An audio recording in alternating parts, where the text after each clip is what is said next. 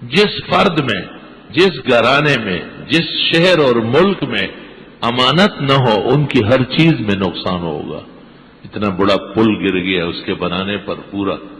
شہر کا یہ سرمایہ صرف ہوا ہے ملک کا، لیکن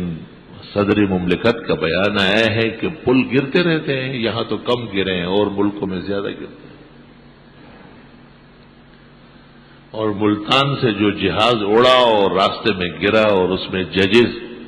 اور کافی لوگ مر گئے، تو صدر صاحب کا بیان یہ تھا کہ اس میں کوئی قیمتی انسان نہیں تھے،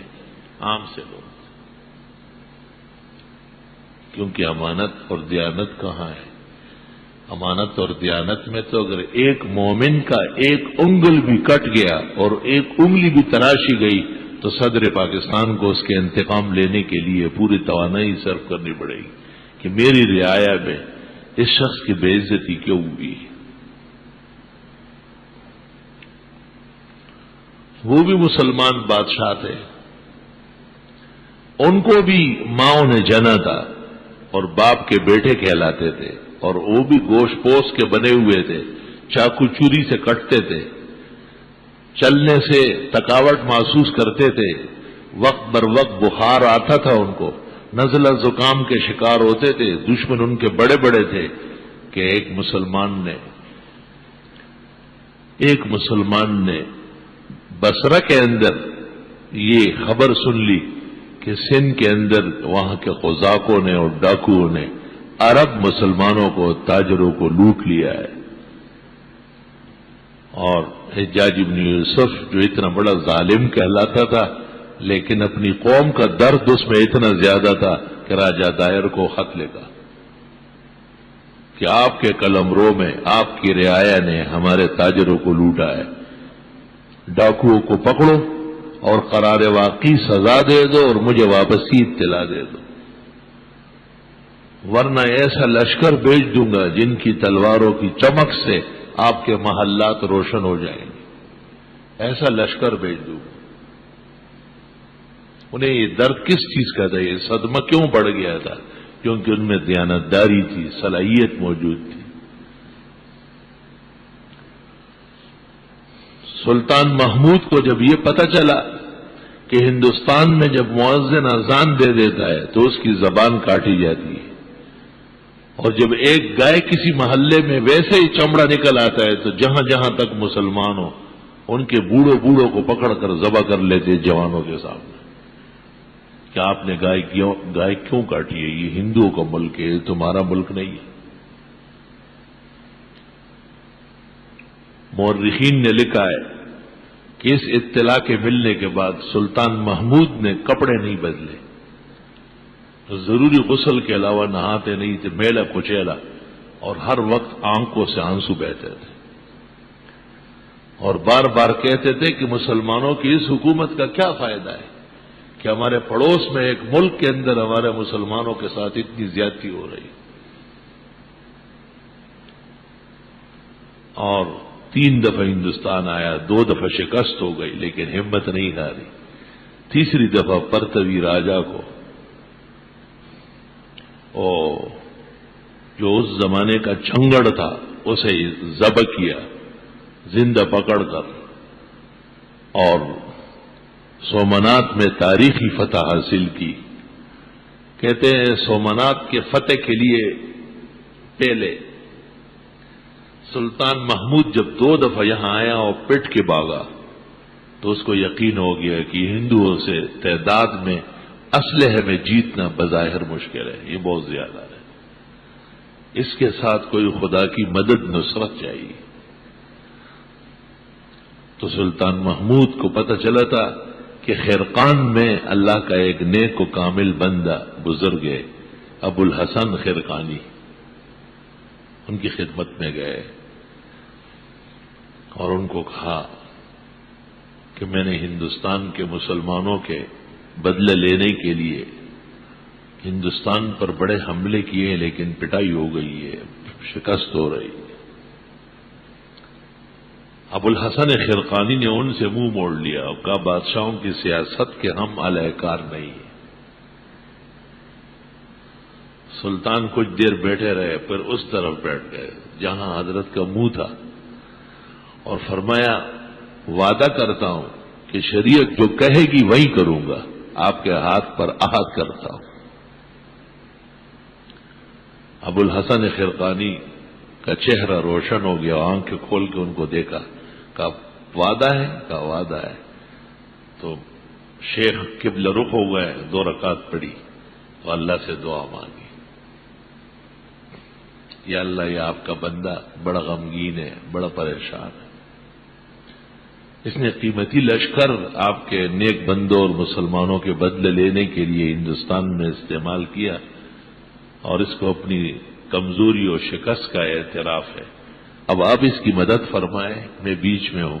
اس نے مجھ سے وعدہ کیا ہے کہ آپ کا نظام نافذ کرے گا۔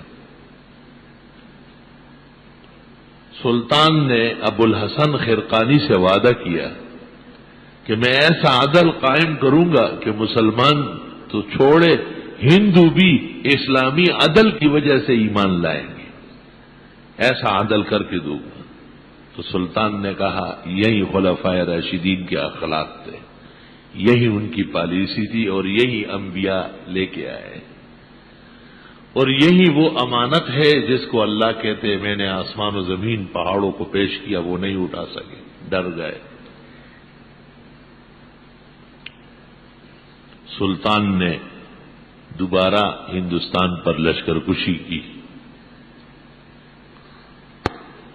مؤرخین لکھتے ہیں کہ جس وقت سومناتھ میں اس نے حملہ کیا تو چاروں طرف سے گھیر لیا گیا، اور سامنے جو سمندر ہے اس طرف سے دوسرے ملک سے، سری لنکا وغیرہ سے ہندو پہلے سے تیار تھے، وہ کشتیوں میں آئے، بے حساب تعداد جمع ہو گئی، اور سلطان وہاں اپنے لشکر کے، مختصر سے لشکر کے، ہندوؤں کے بیچ میں آئے۔ ابو الحسن خرقانی نے سلطان کو رخصت کرتے وقت اپنا ایک خرقہ دیے تھے، ایک قمیض دی تھی، اور ان کو کہا سیدھے راستے پر چلو، جب تباہ ہونے لگے تو اس قمیض کو آگے بچھاؤ اور اللہ سے دعا مانگو، اللہ تعالیٰ اس قمیض کی عزت کرے گا۔ اسے پہن کر میں نے کبھی اس کی نافرمانی نہیں کی، ہمیشہ اس کو راضی کرنے کی کوشش کی۔ چنانچہ سلطان نے 2 رکعت کی نماز کی نیت باندھی، اور وہ خرقہ اس کو آگے بچھایا، اور جب سجدے میں چلا گیا تو زار و قطار رویا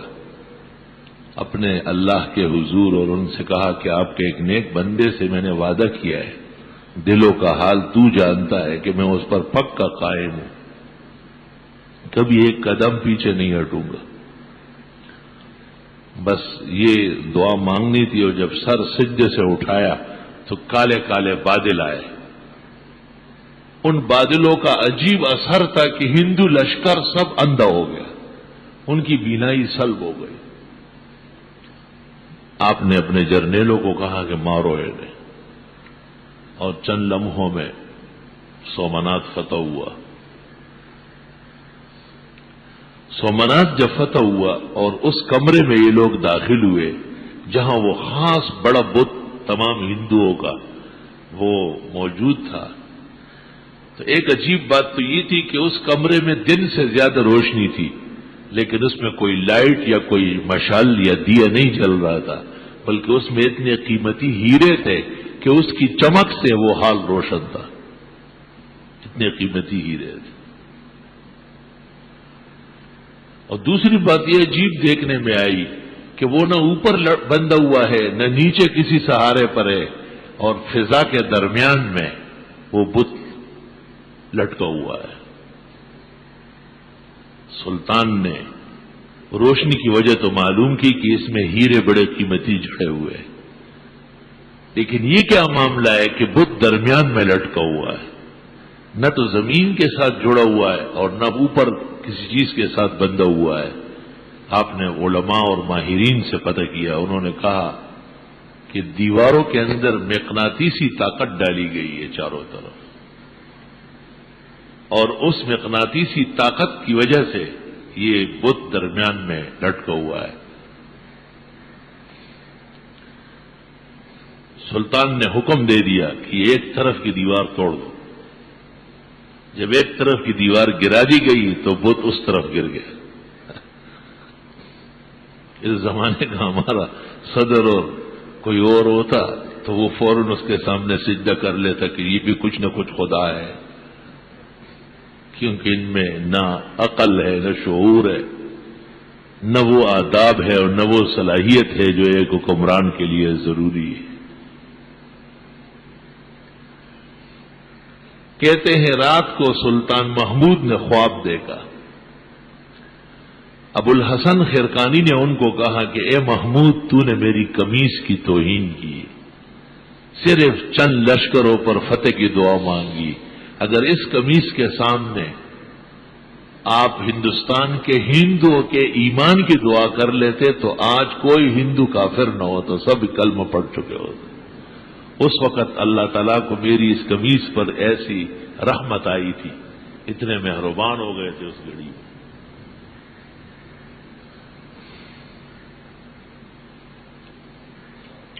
سلطان جب فتوحات سے فارغ ہوا واپس خرقان گیا اور ابو الحسن خرقانی کو فتح کی مبارکباد دینے کے لیے. ابو الحسن خرقانی نے خلفاء کو کہا کہ بادشاہ کو اندر نہ آنے دے، اجازت نہیں. اور انہوں نے کہا میں پوچھنا چاہتا ہوں کہ کیا طریقہ ہوگا. آپ نے فرمایا یہ پوچھنا بھی دلیل خیانت ہے. پہلے جب آئے تھے تو پکا وعدہ کر کے گئے، اور یہ پوچھنا، زیادہ معلومات کرنا، یہ دلیل ہے کام نہ کرنے کی. جس خدا نے آپ کو سومنات فتح کر کے دی ہے وہ خدا غزنی آپ سے چھین لے گا. سلطان محمود نے 3 کام کیے علی الفور. ایک تو سومنات سے لے کر کے غزنی تک تمام راستے میں ہر طرف مسجدیں بنوائی اور رعایا کی سہولت کے لیے کنویں کھدوائے. اور تیسرا، ہر جگہ اس نے عدل کے لیے قاضی بٹھائے. پولیس سمیت قاضی موجود ہوتا، قریب کی زمینوں کی حاصل ان کے نام کر لیتے تھے اور ان کو کہتے کہ آپ کو پتہ ہے کہ ہمارے پیغمبر کی خدمت میں یہود آتے تھے انصاف کے لیے، اور مسلمان اور یہودی کے درمیان فیصلے میں آپ نے یہودی کے حق میں فیصلے دیے کہ یہ حق پر ہے. یہ ایک صلاحیت ہے عدل کی، صلاحیت ہے اطاعت کی، صلاحیت ہے احکام اپنانے کی جو اللہ تعالیٰ نے مسلمانوں کو نصیب فرمائی ہے.